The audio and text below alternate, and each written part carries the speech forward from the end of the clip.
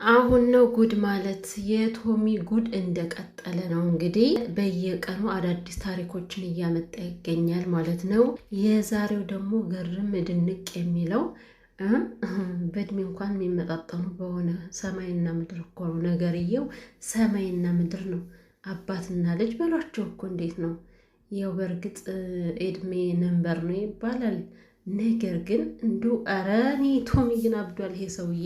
በውሸት እንደዛ እያስመሰልክ የነበረው ለካ አንተ ውስጥህን የምርህን ነበረ። የምርህን አፍቅራት ነበር ማለት ነው ቤዚ። አይ ወንድን ማመን እኮ ከባድ ነው እውነት። ሰላም ቤተሰብ እንዴት ናችሁልኝ? ደህና ናችሁ ወይ? ሰላማችሁ ይብዛልኝ ውድ የማርኬና የቤዚ ቤተሰቦች። እንግዲህ እንደምታዩት ያውላችሁ አዳዲስ ነገር እያመጣ ነው አቶ ቶሚ። እንደመጣ እንደዛ ሲቅለሰለስ አንገቱን ደፍቶ አሁን ላይ ደግሞ ጭራሽ አይን አውጣ ሆኖ ነው የመጣውና ማለት ነው። ጭራሽ አፈቅርሻለሁ እስከ ማለት ደረሰ። የሰውን ፍቅረኛ እንግዲህ ያው ቤዚና ማርክ እንዲህ ተለያዩ ተብሎ ቁርጥ ያለ ነገር ስለሌለ ማርክም እሷን እንግዲህ ወደ እሱ እንድትመለስ በጣም ብዙ ነገሮችን እየጣረ ስለሆነ እኛ ተለያዩ የምንለው ጉዳይ የለም።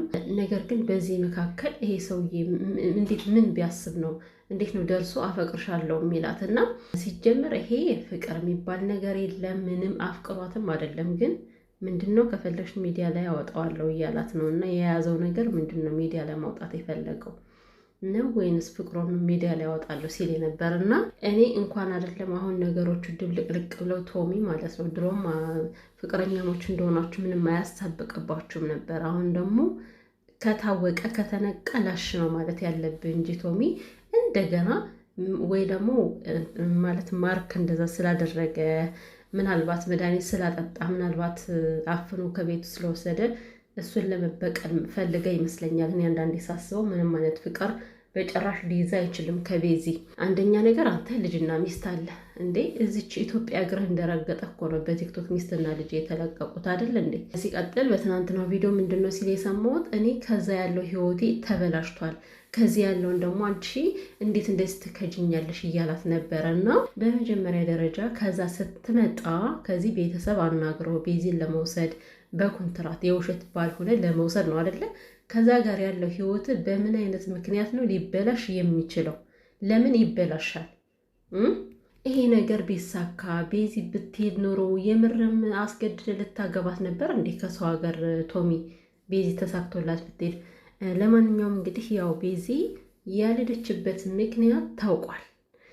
ማለት ፊል ያደረገባትን በራሷ በጤናዋ ምክንያት ነው ተብሏል። እንግዲህ ሰምታችሁ ከሆነ ማርክ እየተናገረ ነበረ በሌላ ቦታ ማለት ነው። በሌላ ቦታ ቪዲዮ ሰርቶ ነበር ዛሬ። እንግዲህ ስትመረመር ያው በጤናዋ አኳያ ነው ተብሏል። እኔ እኮ ቤዚ ሁሌ የምትወድቀው በሰላሟ አይደለም፣ ደህና ሆስፒታል ሄዳ መመርመር አለባት ስላለው ብዙ ጊዜና እንግዲህ ያው ቼክአፕ ስትደረግ አላቅም ምን እንደተገኘ አላቅም። ምናልባት ቤዚ እያስጨነቃት ያለው አሁን ይሄ የጤናዋ ጉዳይ ሊሆን ይችላል። እንደ ስትመረመር ድንገት የተገኘው ድንገት መንገዷ የተቋረጠበት በጤናዋ ነው ከተባለ እንግዲህ ትንሽ ከበድ ይላል ማለት ነው። እና ከቤዚ ላይ በጣም ተስፋ ይታየኛል። ወደ ማርክ ለመመለስ ተስፋ አላት። ለምን ከምትናገራቸው ነገሮች እያንዳንዷ ተስፋ የተሞላበት ይመስላል። ምክንያቱም ምንድነው የምትለው በዚህ ጊዜ ላይ እኔ ብቻዬን ነው መሆን የምፈልገው፣ አሁን ጊዜው አይደለም ማለት ለወደፊት ተስፋ መስጠት ነው አይደለ? አሁን ጊዜው አይደለም ማለት ለወደፊት ተስፋ አለ ማለት ነው። ወደፊት እኔ ምናልባት እኔ ውስጤን ሳረጋጋ ወደ ራሴ ስመለስ ምናልባት ከእሱ ጋር የምገናኝበት ነገር ይኖራል እያለች ነው እሷ ማለት ነው። እና እሷ ያልፈለገችው በሰዓት ከማርክ ጋር ተገናኝታ መጨቃጨቁን መነጋገሩን ያልፈለገችው በሰዓትም ይቅርታ መቀበልም አልፈለገችም። ነገር ግን ቶሚ ከመጣ በኋላ ቤዚ ሁሉ ነገሯን የተቀየረው፣ ፍርሃትም ይታይባታል ማለት እሱን ሞልታ እንኳን ማየት አትችልም ቤዚ ማለት ነው። አታዩም እኮ እያያችሁ ከሆነ ላይክ እንዲህ ሞልታ ስታናግረው በፍርሃት ነው። እንደ አሁን ከማርክ ጋር ሲጨቃጨቁ በደንብ ነው የሚጨቃጨቁት፣ በደንብ ነው የሚጣሉት። መጠየቅ የምትፈልገውን እንደዚህ ፍጥጥ ብላ ነው የምትጠይቀው። ከቶማስ ላይ ግን እንደዛ አይደለም። በጣም ያስፈራትም ያስደነገጣትም ነገር አለ። ብቻ ይሄ ሰውዬ በጣም ተንኮለኛ ነው የሚመስለኝ። ቶሚ በጣም ተንኮለኛ ነው። ተንኮለኛ ባይሆን ማርክን እያፈቀረችው ማለት እንዳፈቀረችው ያውቃል። ፍቅሯ እንዳልወጣ ያውቃል ለማርክ። የምሬን ነው። ከሱ ጋር መሆኗ እንጂ የማርክ ፍቅር እንዳለ ሙሉ በሙሉ ከቤዚ ላይ እንዳልወጣ በደንብ እያወቀ አፈቅርሻለሁ ማለቱ ይሄ ከተንኮል ውጪ ምንም በምንም አይነት ታምር ፍቅር ሊባል አይችልም፣ ፍቅርም ሊሆን አይችልም። እንግዲህ ምናልባት ያሉት ነገሮች አልተመቻቹም እና ምናልባት አጀንዳውን ቀይራችሁ ደግሞ በዚህ መልኩ እየመጣችሁ ከሆነ ይሄ ጥሩ ነው ማለት አንዱ ድራማ ሲያልቅ አንዱ ውሸት ሲያልቅ አንዱ እየተተካ ምንም ደግሞ መላ የሌለው ነገር ወይ አጨራረሱን አያውቁበትም እነዚህ ሰዎች ማለት ነው። በመጀመሪያ ደረጃ የሆነ ነገር ይጀመራል፣ አጨራረሱ አያውቁበትም። እና እንግዲህ ለቤዚ መሄድ ቤተሰቦቿም እንግዲህ አሉበት ማለት እነሱ ከፍለውት ነው ከዛ ሀገር እንግዲህ በኮንትራት ከሆነ ተከፍሎት ነው የመጣው። ቤተሰቦቿ ነው ይሄንን ያዘጋጁት። ነገር ግን እንደ ድል ሆኖ እንግዲህ አልተሳካም። ዋናው ጤና ነው። እሷ ወደ ጤናዋ ከተመለሰች ምንም ነገር ይሳካል። ምክንያቱም በጤና ምክንያት ነው የተቋረጠባት ነገሩ። እና ፍሬ ደግሞ ማርክና ቤዚን አሁን በጣም ለማስታረቅ እየሞከረች ነው። እውነት ለመናገር ፍሬን ያለማድነቅ በጣም እኔ እንጃ አይቻልም። በጣም ትደነቅ ሰው ነች። ወደ ማርክ ያለውን ነገር በደንብ ስለምታይ ምናልባት እንደዚህ እየለፋ ያለው በቃ ንጹህ ፍቅር አለው ብላ ስላሰበች ነው ወደ እሱ እየሆነች ያለችው።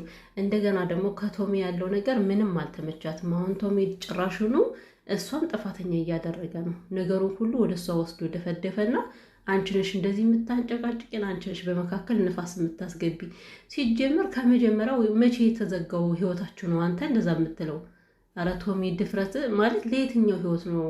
አንቺ ነሽ በዚህን ያክል እንድጨቃጨቅ የምታረጊ፣ አንቺ ነው ነገሮች እንዲሰፉ የምታረጊ የምትለው። ለእሷ ራሱ እኮ አንተ አፈቀርኩሽ ማለት ኖ አፈቀርኩሽ ማለት ሳይሆን እንደዚህ እንዴት ነው ጥብቅ ብለን መከራከር ራሱ ፍሬን አስደንቋታል። ለምን? እሷ የምታውቀው ስላለ ሁሉም ነገር ውሸት ስለነበረ እና አሁን ከቤዚም ላይ ከቶሚም ላይ በጣም ኮንፊውዝድ ነው የሆነችው። የሁለቱም ሀሳብ ሊገባ ስላልቻለ አንደኛ ነገር እያስፈራራት ነው ብላም እያሰበች ነው። በዛኛውን በኩል ደግሞ የቤዚ ሁኔታ በጣም እያስጨነቃት ነው ያለው ማለት ነው። እኔ እቴ አውቀሻለሁ እንደዚህ አቶኝም የሆነ ነገር ቢኖር ነው ያለች። እንግዲህ ያው እሷም ለማወቅ እየተጣጣረች ነው። ቤዚ እኔ ማለት የምፈልገው ማለት ነው በእንደዚህ ነገሮችን በመሸሸት ልታመልጭ አትችይም። እውነት ማለት የምትናገሪው ነገር ካለ ካሜራ ላይ ከፈራሽ ከጀርባ መናገር ያለብሽን መናገር እንጂ እውነት እንደዚህ ውስጥሽን እያምሰለሰልሽ ውስጥሽ ላይ የሆነ ነገር ተቀምጦ ዝም ብሎ ራስን መጉዳት ተገቢ ነው ማለት? ከጎንሽ አሉ እንግዲህ ሀሳብሽን ንጋራሽ። ምንድነው የሆንሽው? ምንድነው እየተስፈራራሽበት ያለሽው ነገር እየተባሽ ይኸው በግራም በቀኝም ቆመው እየጠየቁሽ ነው። ሚዲያ ላይ አትናገሪ ችግር የለውም። ነገር ግን ለእነሱ ብትነግራቸው የተሻለ ነው። ከአንድ ብርቱ ሁለት መድኃኒቱ የሚባል ነገር አለ አይደለ? ምናልባት አንቺ ግራ የተጋባሽበት እህትሽ መፍትሄ ልታመጣበት ትችላለች። እና ብቸኛ መሆኑ ተገቢ ነው ብዬ አላስብም። ነገር ሸሽቶ ሀገር መልቀቁ ማለት ሀገሩን ልንለቀው እንችላለን። ውስጣችን ግን ሰላማችንስ ሄሊናችንስ ማለት ሁሌ እየተጨነቀን ነው የምንኖረው እኮ። የትም ሀገር ብንሄድ ውስጣችን የሆነ ነገር ያልተፈታ ነገር ካለ ዞሮ መጨነቃችን መጠበባችን አይቀርም። ሀገሩን ለቀሽ ብትሄጂ ታመምሽ እንጂ ምንም አላመጣሽም ቤዚ። ያለውን ከውስጥሽ ያለውን ውልቅ አድርገሽ ስታወጭ ነው ጤናማ የምትሆኘው። እና በእንደዚህ በመደባበቅ ምክንያት ይሄ ሰውዬ የሆነ ውስጥ ገብቶ ደግሞ ከአንቺ ላይ ሌላ መዘዝ ሊያመጣብሽ ቢችልስ?